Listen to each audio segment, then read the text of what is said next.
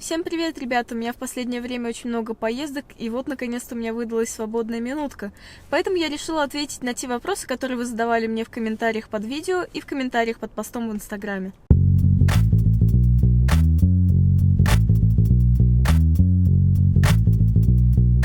Первый вопрос. Как замотивировать свою девушку тренироваться, как ты, то есть как я, если она не хочет ходить в зал?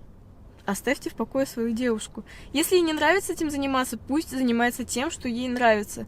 Никогда не нужно никого принуждать или заставлять что-то делать. Если вам не нравится то, чем она занимается, то найдите себе другую девушку, и не надо мучить человека.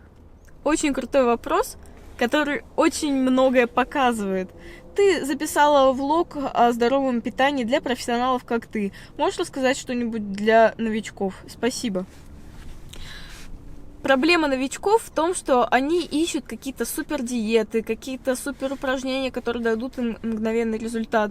Но та диета, которая дала, она настолько простая и настолько хорошо работает, что новички, они не могут понять, что это может быть так просто. Они не могут просто взять и сделать это в течение, допустим, 2 недель. У вас всегда в голове кроется мысль, а почему именно так, а не по-другому? А почему бы не добавить что-то, почему бы что-то не убрать или что-то не усложнить? Но, просто возьмите эту диету и попробуйте, сделайте, и вы увидите результат. Эта диета подходит для всех, и для новичков, и для профессионалов. Следующий вопрос. Почему твое лицо не меняется, несмотря на то, что ты тяжело тренируешься? Это очень смешной вопрос. Я не тренирую мышцы лица, поэтому оно не меняется. Лицо не меняется от тренировок. Просто оно не задействовано там. Вы путаете немного те изменения, которые появляются на фоне усталости от тренировок, или из-за того, что вы теряете вес, и ваш процент жира становится ниже, и ваше лицо изменяется соответственно, с теми изменениями, которые происходят от анаболических стероидов. То есть рост черепа, выпадение волос, увеличение скул и так далее. Но, как вы видите, у меня с этим все в порядке, несмотря на то, что многие люди говорят, что я принимаю какие-то запрещенные препараты. Уже на протяжении 5 лет мне говорят, посмотрим на тебя через 2 года, посмотрим на тебя через 3 года, через 5 лет.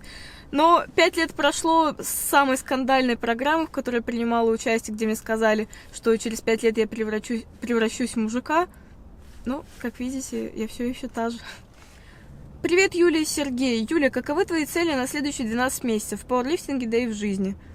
Я предпочитаю говорить о том, чего я уже достигла и что я уже сделал.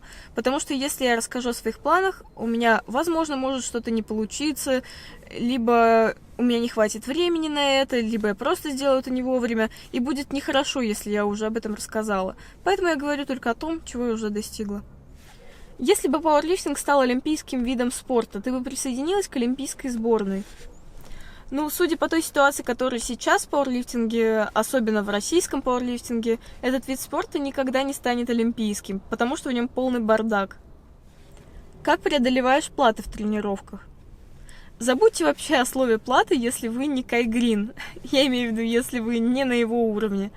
Да, бывает у людей легкая перетренированность, либо если вы выходили на пик, то после этого будет спад. Но это не значит, что это плата. У тех людей, у которых возникают вопросы про платы, ваша проблема не в мышцах, ваша проблема в голове. Ваши мышцы готовы что-то делать, они готовы расти, но ваш мозг и вы сами, вы не готовы тяжело работать для этого.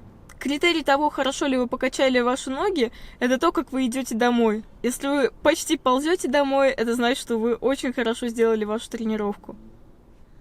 Какие у тебя хобби, кроме пауэрлифтинга? Кроме пауэрлифтинга, я довольно много занимаюсь социальными сетями, как вы могли заметить. И также у меня есть свой бизнес, который не связан со спортом. Также я много путешествую, и я считаю, что все, что я делаю это как хобби. То есть я не заставляю себя это делать, и мне кажется, что такой подход самый лучший. Возможно, это один из самых ужасных вопросов, но как тебе не становится скучно, когда ты тренируешься? Я не могу ничего сделать с собой, мне становится скучно. Никогда не занимайтесь чем-то только потому, что это модно или потому, что все этим занимаются. Если вам это не нравится, то, как я уже сказала, не нужно это делать. Если вам скучно, найдите другой вид спорта для себя, если вы хотите заниматься спортом. Если вы не хотите заниматься спортом, не занимайтесь спортом, найдите какое-то другое занятие. То есть, если вам скучно, просто не делайте это.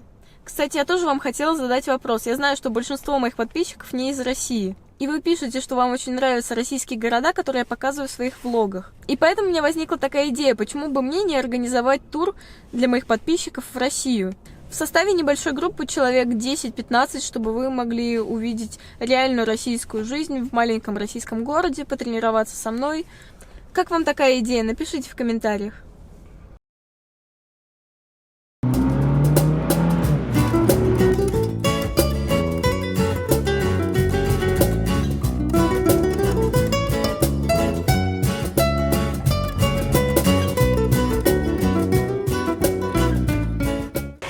Мы гуляли здесь и купили офигенный мед, он нам очень понравился, поэтому сейчас мы вернулись, чтобы докупить еще.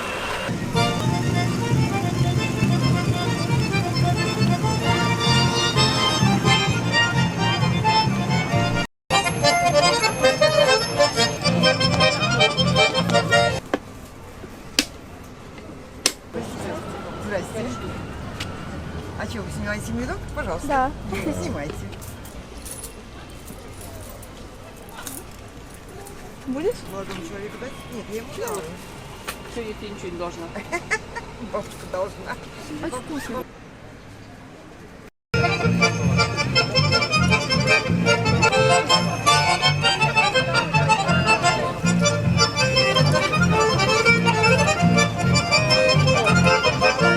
Не было сдачи с меда, поэтому... Пришлось купить булочки. У нас вообще вчера был читмил, мы ходили в кафе, ели мясо. Много мяса. Ну, это, блин, это не читмил. Ну, да, это не читмил. Мясная загрузка. А вот теперь будет булочки. Вот так вот, разотрите. Она с Такая прополисом, бактерицидной, от всего, и от насморка. Ну, в общем, от всего. В итоге нам допродали мать.